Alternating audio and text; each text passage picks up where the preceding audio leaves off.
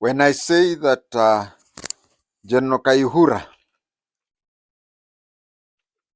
the former Inspector General of Ugandan Police Force, is working for CID Nairobi, I know many people in Kampala will be shocked.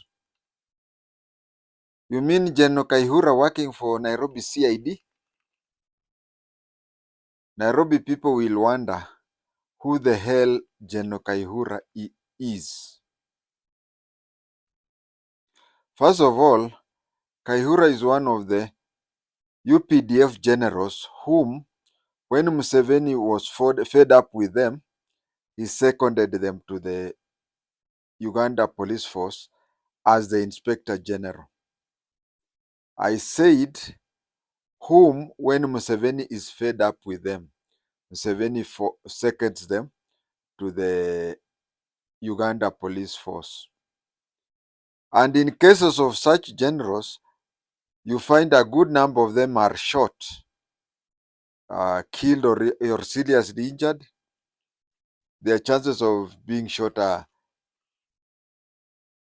very high. In fact, some even die. Is it Lokech? Lokech is the one who died. So when you see military general being forwarded there, ni mtego. Failing to do so, Museveni government took KAYIHURAS to court on trumped up charges. It was that if an assassin didn't get you, then we should take you to court. He succeeded in the criminal case, and recently he retired to civilian life. I have observed him address the public, especially in the presence of Museveni. In such a situation, any intelligence officer adopts a lie detector and or body language. We don't concentrate on what he says, but we look at the body language.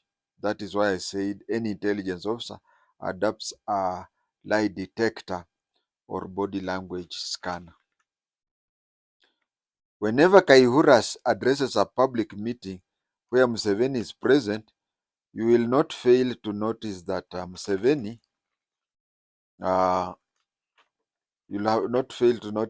Museveni tries to look normal, but you can notice disappointment of failing to take action against KAYIHURAS. You can see there are those things that okay, we call it swallowing a bitter pill. Yeah. You see Museveni trying to give the picture of a calm and relaxed person, but in his body language, he's really like somebody who is swallowing a bitter pill. Yani, I failed to send assassin, and later I failed to jail him. That would be his disappointment. On his part, whenever he is with Museveni, that is KAYIHURAS, he is very nervous, almost falling by misstep. You know, when you walk somewhere, slippery ground, and you are afraid of somebody who's there, it is easy for you to slide and fall. He is very conscious that any misspell, any misspeak may cost him dearly. He's very careful that any misspeak may cost him dearly.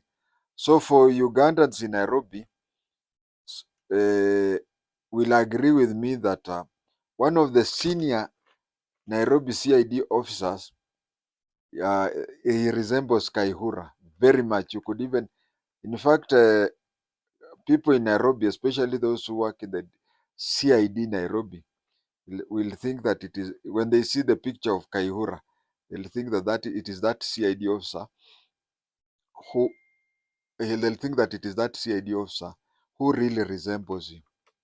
But people resemble. He's also always nervous on the few occasions that I have met him. He is always nervous on the few occasions I've met him, and he has been very much uncomfortable. In fact, he has been uncomfortable the way Kaihura behaves before Museveni, in a way that huyu jamaa tutamalizana naye saa ngapi aniondokee. Before I continue with him, I don't know why, because whenever I talk to gazetted officers, both in general duties and the DCI, I get a general picture of relaxed officers. I'm talking of gazetted police officers. Whenever I talk to to gazetted officers in both general duties and DCI, I get a general picture of a very relaxed officer in both the GD and the AP. Whenever I visit them whenever we meet, even not even in the offices or whatever, you find the GD and the AP. You people call regular police, you call them GD. Hakuna kitu inaitwa you call GD at regular police, or even you call them RP. RP is railway police, so you call them regular police, but their true name is general duties. When I meet general duty officers, gazetted officers, they are relaxed. I mean, they be friendly. Uh, it is only if you have a video camera there, you'll see him dressed in uniform or anything. You'd even think we are long time friends and we are relaxed and whatever. I've seen that with the gazetted officers in the general duties, and I've seen that with the gazetted officers in the administration police. But oh boy, let it come to gazetted officers in the DCI. They are, I don't know. As much as I have tried, gazetted officers in the DCI have always had two negative attitudes. They have had two negative attitudes, which is not there in the general duties and in the APs. Get any gazetted officer in the DCI, get any gazetted officer of the same rank in the general duties or AP. I go and talk to those in the AP. I go gazetted officers in the AP. I go to talk to gazetted officers in the general. They are very relaxed and whatever. But there is gazetted officers in the DCI. They usually believe that I am on fault finding mission, and that they usually think that no NIS officer is delinked from NIS completely. Whether you resigned, the only way they believe that an NIS officer is delinked from NIS is when that officer dies. Whether you are retired, whether you are sacked, whether you resign, whatever, the gazetted officers in the DCI always believe that an NI officer is an NI officer until death. Me, I don't know why. I don't know why that particular department has that feeling, and especially on gazetted officers. And you see, okay, for the purpose of other people who gazetted officers in National Police Service, be they DCI, be they AP, be they general duties, they previously APs used to train their gazetted officers as STC, and CID and other formations used to train them as HTC.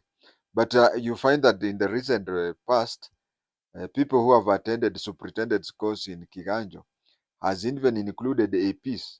And those people who attended the AP's superintendent course, they included even the people from general duties and whatever. And the usual, I know their syllabus. They are supposed to, by training. I'm not even talking of those who got by merit, but by training they are supposed to be aware of the importance of an NIS officer. But for some reasons that I may never know, uh, gazetted officers in the DCI, whenever I meet them and whenever I go to the office, they think that I'm on a spying mission. I have met the NIS officers of late, but whenever we meet, It is not that they are giving me brief to whatever. And as far as I know, because I joined the special branch on 1st September 1984, I've never I've never even imagined uh, the NIS sending a former NIS officer to spy on others. No, you're already one of us. You're already one of us. So, should there be need of whatever, it is on need to be basis. That is my feeling. Maybe there is, but it's not my feeling. For imagine I joined on 1st September 1984. As for the gazetted officers in GD and APs, I usually see very relaxed officers, as I said, and who are ready for palaver. Yet they are not just jointly attended the HTC courses with APs, with the DCI, but the average one would think that the DCI are supposed to be, on average, are supposed to think that the DCI are supposed to be more relaxed when they meet NIS people. My statement is that the only difference between me and you is that I know what I am talking to the NIS, but you don't know. So the only difference the NIS can treat me from you is that passing information, if I get any information that is of security interest, the difference between me and you, if you are going to pass the information to NIS, is that the NIS will be very particular. He will lead you. You remember when we were in primary, when you could not write very well, the teacher would hold you and hold both your hand and the pencil and then assist you to write, isn't it? It's like you're okay, like you're trying to fill in the forms in a company that you have never worked. The teller or the clerk will tell you, eka signature yako hapo, eka jina yako hapo, whatever. But if you have worked in that bank before, you'll just be given the form and you'll fill in yourself. But I don't get any special preference from NIS like you. Uh, I just that I just say the difference between me and you is that I know the procedure and you don't know. Like today, if I knew anything that is of interest to NIS, I would just wake up in the morning, go and tell them what you are. But you see, you may know, you may be having information, but you don't know that the information is important.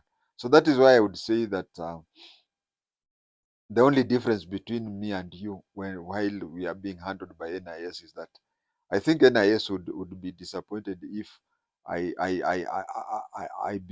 told them to lead me into everything they want to know from me. But otherwise, we are treated the same. But of course, the DCI always believe that no, no, no, no. Of late, the occasions that I have met the NIS officers, it has been on two fronts.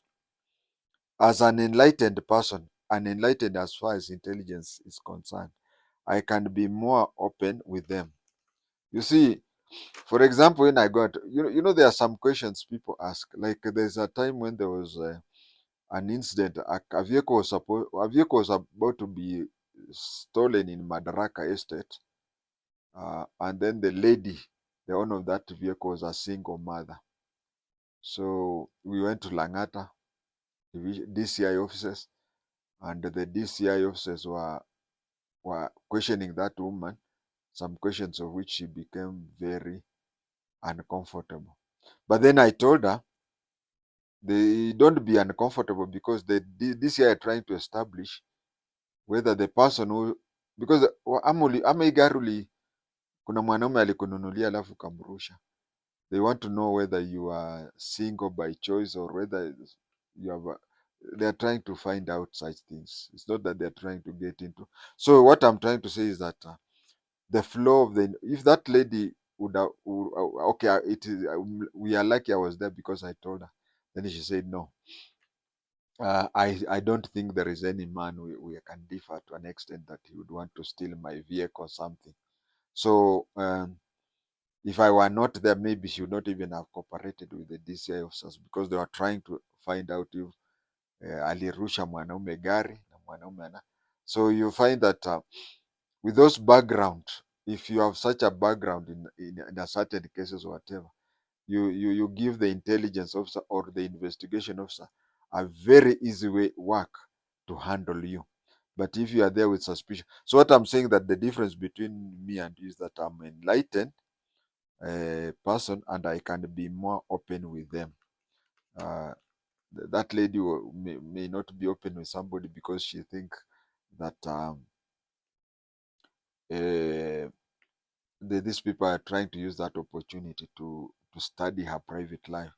And another thing is, you may find me being very close to the intelligence officers because they want to compare things of those days, those of my days and these days.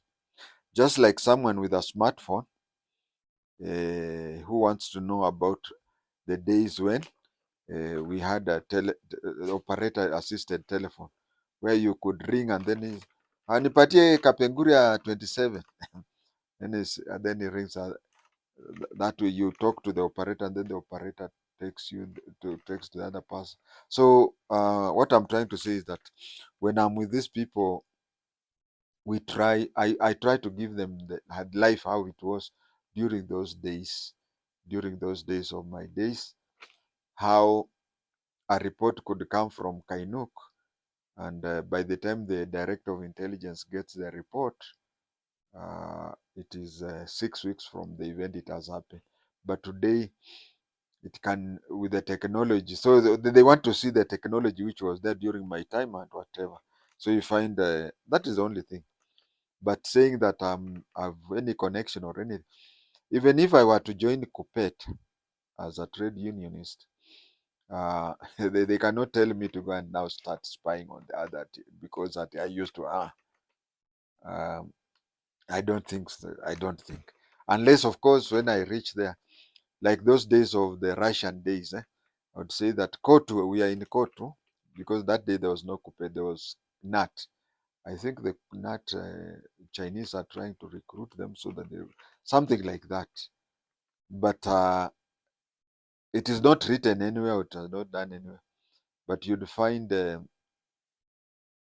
we we we don't preach to the converted. Yeah, we don't. I think that is the better way to say. We don't preach to the converted. We assume that the person who used to work for the intelligence knows what is needed here, even though some of us are overtaken by technology, but we know what is there. So the intelligence people would have very little time with a person like me, because apart from the time when I'm going to maybe tell them how we used to write reports during those days when they were not born, they would expect that if I come across anything that is in there, I just go straight away. They don't have to have a handler to show me what to do and whatever. But DCI, hey, they still believe that there is a connection there. I don't know where to start, but I'd say that the fellow was never relaxed in my presence, always nervous. This fellow, this DCI officer who resembles Kaihuru, I want to say that he was never relaxed in my presence. He was just very careful with what he say. He would even see fumbling whatever and relaxed, just the way Kaihura is always are in the presence of Museveni. By the way, my name is Museveni. Hwatenge, you ask any Bukusu, there's no name like Hwatenge. My grandfather Hwatenge, his real name was Musavini. Musavini is the Luya version of Museveni. Hwatenge is just an like yesterday I was telling you about Kenyatta. Kenyatta is a belt. Hwatenge is somebody who has no sibling, a male person without siblings, and the only born child. So the Museveni whom my grandfather got his name was had no brothers, had no siblings. So that is why they call Hwatenge, something like that. And it is not that okay. So this is what I'm saying. This fellow who resembles Kaihura, with the fellow who resembles Kaihura, who was always, whenever we meet, is nervous the way Kayihura is nervous before Museveni. Yeah, that is where I'd said that my Museveni is the Luya version of Museveni, and that is my name.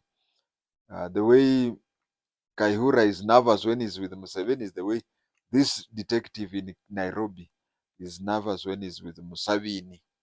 If you have any bukus around, he'll tell you JI-TENGE is not a name, but Museveni is the name. I guess that had he known that the suspect had some connection with NIS, he would have tried to stop the whole thing. I've talked about this. I've talked about this land issue we had. I had talked about how the cousin who lost the case had to go around jerry picking people. Anyway, I won't repeat that because I've already talked about it. And when she picked that police station and when she picked that office, if this Kayihura, the person I'm calling Kayihura, because he resembles and even panics like Kayihura, uh, if this Kayihura would have known that they are dealing with a former NIS officer, maybe he would have advised my cousin not to jerry pick people whom do whatever he did.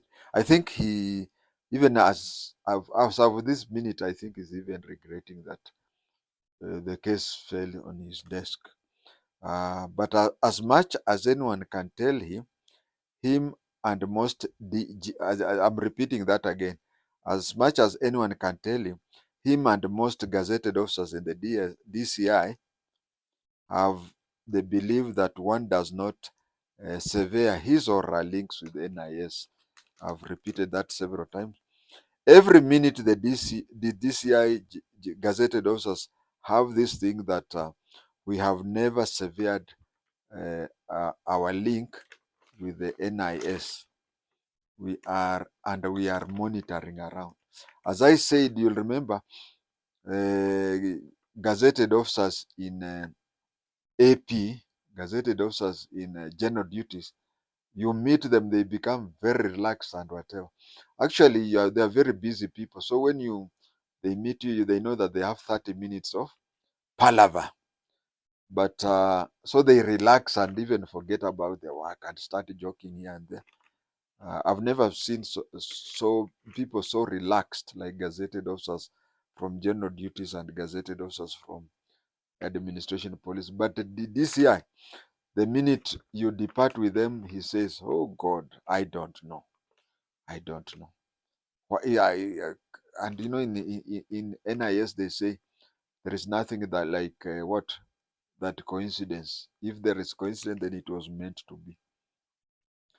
You remember me saying that the Ugandan Kaihuru can sleep on the ground in front of Museveni? The Kenyan one, the one who resembles him, can similarly fall in front of a current or past NIS officer. He gets very worried. And imagine I could laugh inside because here I am, supposedly a suspect, being investigated by DCI, but you find the head of the detectives who have arrested me, the one who's trembling while seeing me instead of the other way around. The most funny thing during my long period of chasing wind, because that was chasing wind, there was no case there. I was being harassed because I gave evidence before a case. That land is just next to Giraffe Center. Because I gave evidence in a case in the Giraffe Center, a case which was decided by a competent court of law, and nobody has appealed for the case to be reviewed or be overturned. So it's as it stands now is that the cousin lady of mine, and this lady looks like Pepe Kale. Pepe Kale. Someone could think that she's Pepe Kale. Can you just Google and see the picture of Pepe Kale? She's fatter than General Defao. So, so this sister to Pepe Kale and whatever, she had to jerry pick people to harass me and I think I've covered that. I remember one time when I was chasing wind, I said chasing wind over that long period, going, twice a week. Every Monday I'm there. Every Friday I'm there for 12 weeks, twice a day. I once entered his office and I wanted to see portraits. I wanted to see portraits because during our time, there used to be only two portraits in a police station. There used to be two portraits in a police station. There used to be the president's portrait and the commissioner of police portrait. But nowadays there are three. You go to any AP office, you find there is the inspector general's picture. No, there is the president, the inspector general, and then the DIG. The same applies to police stations and AP offices. But I'm a regular visitor to AP and General Duties Office. This was my first time to a DCI office, perhaps since the formation of National Police Service. I don't think I've been visiting these people, the DCI. I can't recall, or maybe if I have, maybe it is the first time I was going there during the time when this current director of DCI is there. So when I looked at the wall, I expected to find three pictures: the picture of the president, the picture of the inspector general, and the portrait of director of DCI. But then I noticed two. So I told him, sir, yani, because you see, DCI and NIS are secretive, so maybe they don't have a portrait of the director or something. I said, yes, sir. So in DCI offices, the DCI offices, there's usually two portraits. The guy nearly fell over himself, went there, took in a confused state, took off the portraits from the wall, and said, no, you see, somebody came here and you see, just looking at this is somebody, PUI. My case is pending under investigation, and he's a detective who is a very senior detective. But the way I'm talking in confidence and the way he's nervous, if someone would have told you, you'd have thought that he's the one who's a suspect. No, I don't know what. I'm sure in his heart was saying, this fellow will pass through Nyati House to say that thing. But during Moi's time, you having a shop without the president's portrait would be a problem. But I think NIS officers are not rude. NIS officers are not rude. But if you went to see them and say, I went to a certain police station and there's no portrait or whatever, I think they'll tell you you're wasting my time. I think I'm a very busy person. We are trained not to be courteous, but I think if you go to that extent, but you see, some of these things is hard for us to explain to people because someone you tell him, he feels that you are telling him a story to cover up something. So you could see the comedy, the alarm, the stammering when he was talking to me. I don't know. So the fellow must have felt that that from his office, wherever it is, I would have just gone straight to Nyati House to make a report. And I've just said that if you go to Nyati House and make such a report, uh, don't be shocked if the intelligence officer would look bored and would even go ahead and be uncourteous to you and tell you we have a lot. I mean, the fact that I've given you my 5 minutes does not mean that I'm an idle person. If you have nothing to tell me, please go. Uh,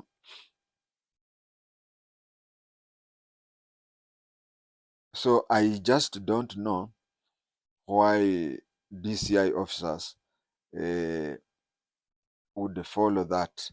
And as an emeritus NIS is as follows. I would highly recommend a staffing job for him. I would really recommend that this particular person, the General KAYIHURA of Nairobi, I would recommend that he be given a staffing job and not a command job. I am aware that the seminarian character of both him and his deputy was a cover-up. Because the way he was behaving was like a seminarian. But you see, some people who pretend to be silent and whatever, it could be a cover so that should things happen, they would say, you see, some of my juniors are doing work under my nose. But you see, even if your juniors can have that confidence of doing funny things under your nose, then it means you don't need a commanding job. You need a desk job. Uh, and if the seminarian look is not a cover, then it shows that he's incompetent. And in both cases, both him and his deputy need a desk job, staffing job. They don't need to command or whatever. Because command even means allocating juniors work. But as I said, seminarian look most likely is a cover-up, so that they appear not to be aware of what their juniors are doing, whereas they are handling that. I was once talking to somebody in the ethics and corruption, and he was telling me that well, when I was telling him how people in the roadblocks are arrested, and he said, yeah, we arrest people on the roadblock, corporals and constables, but we know that the money they get, it goes up to high up to senior officers. So they said, and when we arrest those people, we go and tell maybe the base commander, you know that that roadblock here and there, they are doing this. The base commander pretends not to be aware as a cover-up, and that is how the junior traffic officers are arrested. And that ethics and corruption fellow told me that there is no way they can do it because it is really hard to prove, especially when the senior officer, especially when the senior officer wants to pretend to be ignorant of what is happening underneath him. But if you look at this General KAYIHURAS lookalike, coincidentally, he allocates two particular junior officers who are allocated handling foreigners on telephone issues. Any problem that is forwarded there to do with the telephone or whatever, it is given to those two junior officers, and you'll find that him and his deputy would not want to discuss such cases and whatever. They would want those junior officers to do that. I also noticed those days when I said 12 weeks, and I used to imagine go there twice a week, Mondays and Fridays. I noticed that as an Emirate NIS, I think uh, I think I should visit Nyati House. I think I should visit Nyati House and discuss some of these things. Uh, my confidence in Nyati House is that they know what is happening. They know what is happening, and the only difference I can make if I go there is that they'll now see, by me going there, they know I'm not happy with what is happening. I would be shocked if they have not written several reports there. But you see me going to Nyati House, talking to them and whatever, it means that I'm emphasizing on it, and they can even go to the former records and say that our emeritus has expressed personally, he's has expressed personally to this office his views, and his views are this. Of course, they know my views. Of course, they know everything. But I may have even talked to some of them without knowing or anything. But I'm saying this that by myself going to the office and saying I have come, it grades the report higher, because it's like the police station. Your mangoes are stolen, you don't report to the police. The police will not arrest.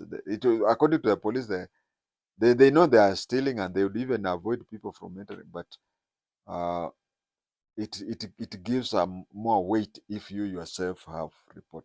As of now, I've not reported, but I may report it to them, give them.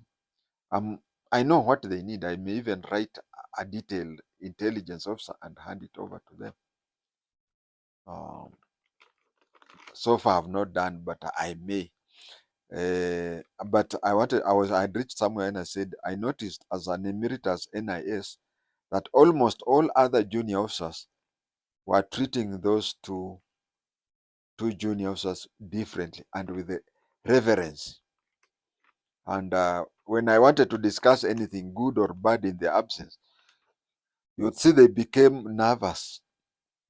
How do you become nervous to to a stranger over your colleagues who have the same rank?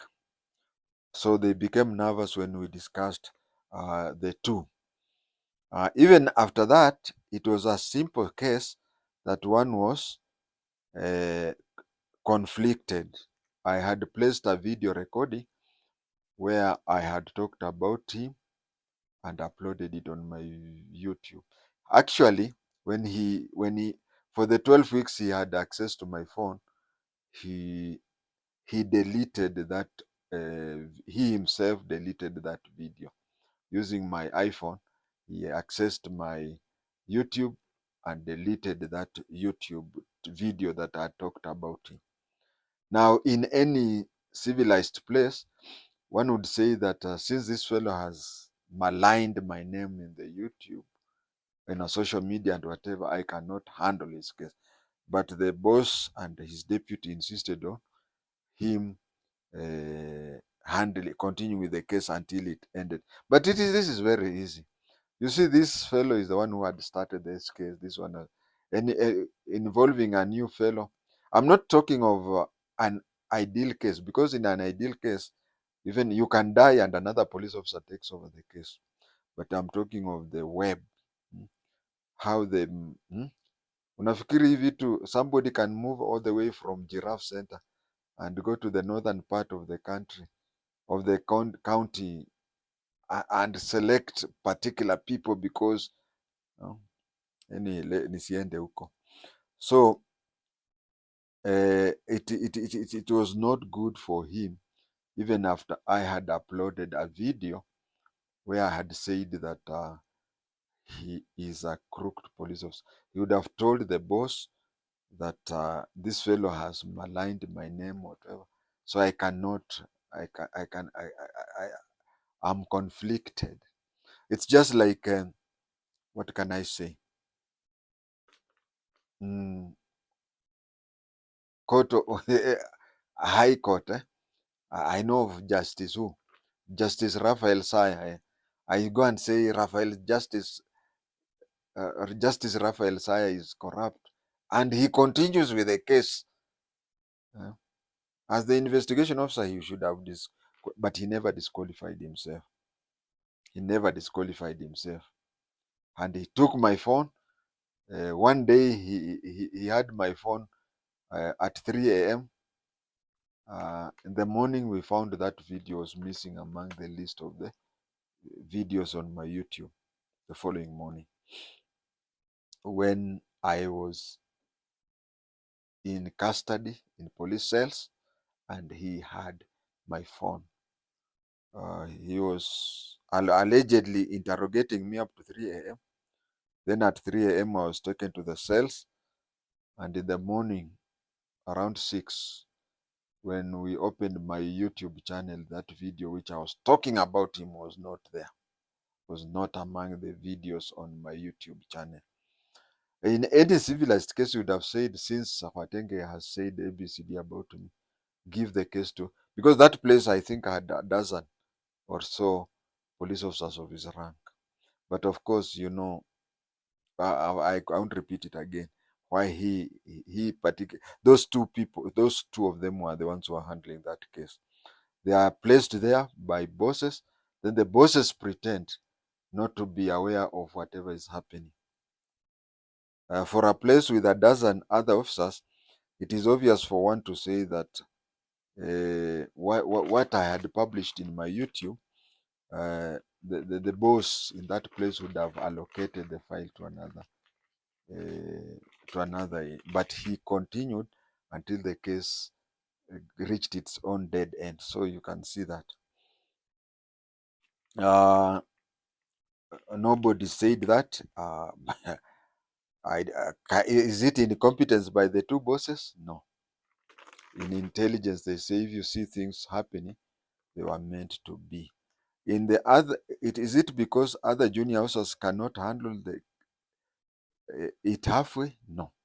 I used to talk to those other junior officers, rank mate of these two, but I saw, apart from one of the two claiming to be a graduate, but everybody in that station, and then police work, unless you are a graduate in criminology or law, either criminology or law, there is there. Yeah, okay. Somebody may be a form 4 with a D, isn't it? And you may be a graduate with veterinary. You are a veterinary doctor. Does it mean you can make a good investigator? No, you can make a good investigator on animal problems, but not other. This is the same station that Collins Jumaisi of Kware's femicide disappeared from. I'll always say that. That is the very same police station where Collins Jumaisi of Kware's femicide disappeared. I noticed that up to 6 foreigners were exclusively handled by these two detectives. For those from DRC, Rwanda, and Burundi. Uh, you may have seen DRC flag here, you may have seen Burundi flag here.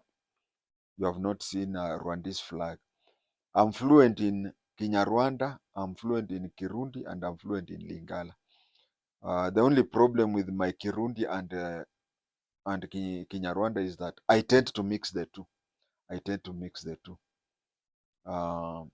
It is like if you know Kikamba and Kikuyu.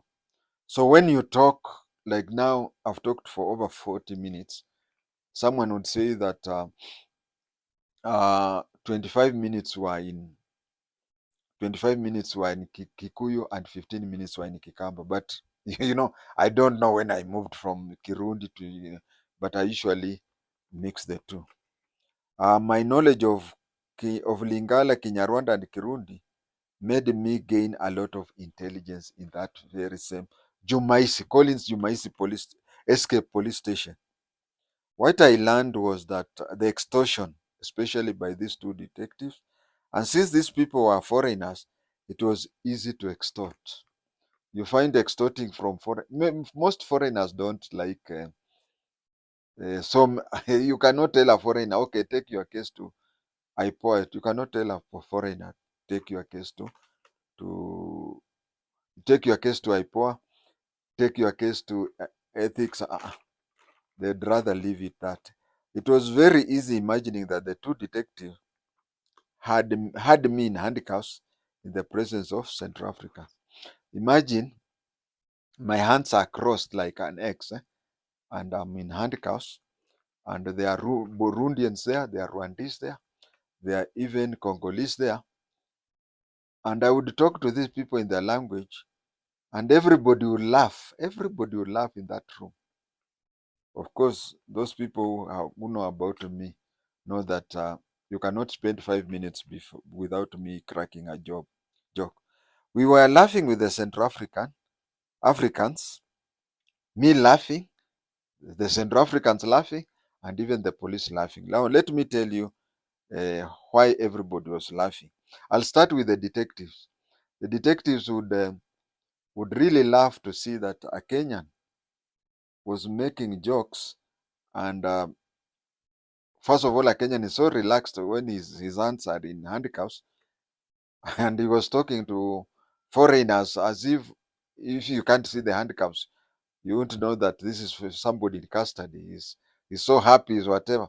What they did not know is that a lot of discussions were being talked there, of which you will know in the next 5 minutes. That is why they were laughing, that I could take life so simple, that I could make the foreigners happy. So the police were mismarried and they would laugh with us. That is why the detectives were laughing. While they were also laughing that I was fluent in those languages. They were without knowing that what we were talking about. They were laughing, and this old man, he knows this language and he can talk, he can make jokes, whatever, and they are laughing all the way. But if the content of what we were laughing, if you'll come to know about it, you'll also laugh and you'll understand why everybody was laughing.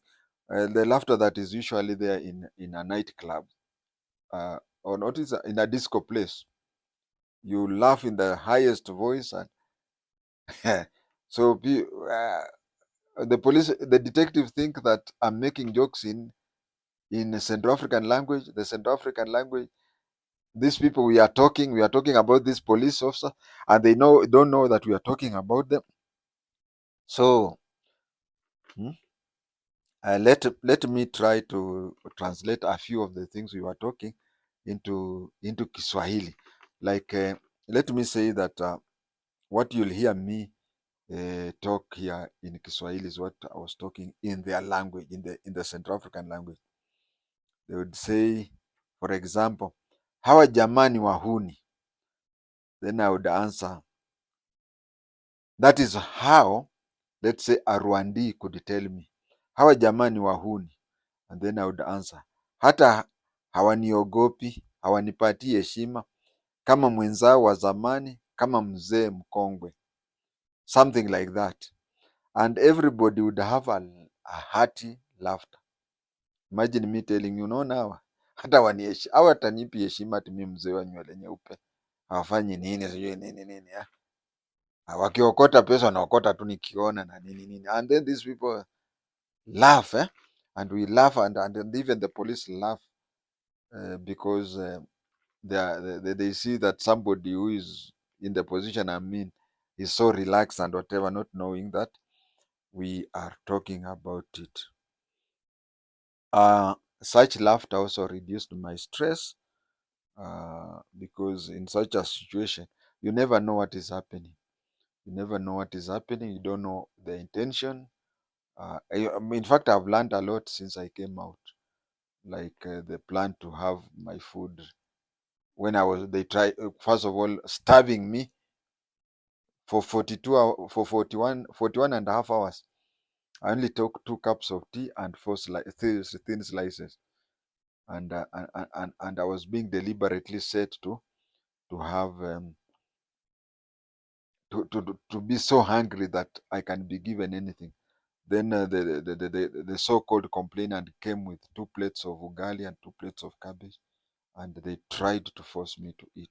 It is only that I would rather die than eat cabbage.